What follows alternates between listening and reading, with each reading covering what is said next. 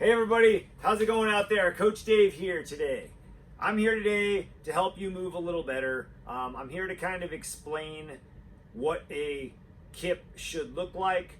In gymnastics, this is called a beat swing, but it's really understanding the control of the body and how your body moves when you kip.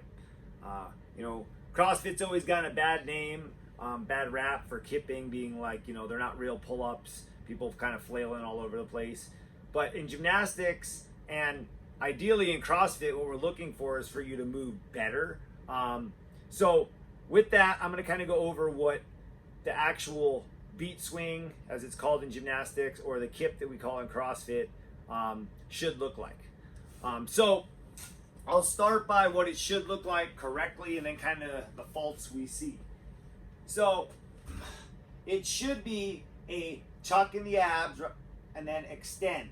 Okay, so it should just be here. Okay, nice and tight, toes pointed. That is what your kip should look like. Legs straight at all times, not bending in the backswing, right? Not piking at the hip, which is what we see a lot of times. So what that looks like is a pike in the hip is when people tend to lift the legs and do this as a kip, okay? Or in the backswing, they tend to and have this disconnected, kind of disconnected body. So what we're looking for is when we get in that tuck, we want to squeeze the ribs down. Think about the hips kind of coming to the ribs and the ribs contracting. If you do this correctly, it should feel like your abs are working. You should get a nice tight crunch in those abs. Along with that, you want your toes pointed. You want to try and make yourself as long as possible. So as I'm up here, I will actually point my toes to the ground, extend myself, and then from there, I will snap my ribs, extend, snap, okay? So we want to control it through the rib cage, not the legs, okay? We don't want to lift the legs up. We don't want to let the legs bend in the back. We want to stay nice and stiff all the way through the movement, nice and controlled. That should remain even when we go into the pull-up, okay? I told you we're not going to go through the kipping pull-up today, but in a kipping pull-up, I'll do a couple so you'll see the correlation between that kip and how it looks exactly the same when I do a kipping pull-up. So extend.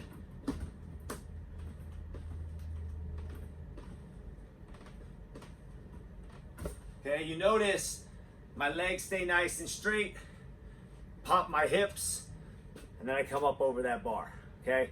But getting the kip down is very important because if you can't do it when you're not under fatigue, when you get tired in a workout and you're doing, 50, 100 pull-ups, that movement is going to break down. So before you ever start the movement, you should be able to do them correctly. If you're 70 reps into a workout and your feet kind of bend a little in the backswing because you're getting tired, that's acceptable. We just don't want to see that when you start the workout. So you should be able to correctly do,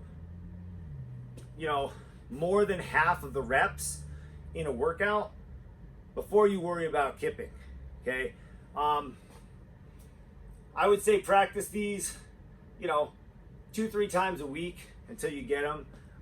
Even when you get into your pull-ups, I can tell you it's going to start to break down 2 or 3 reps in, right? Then it'll be 4 or 5 reps in.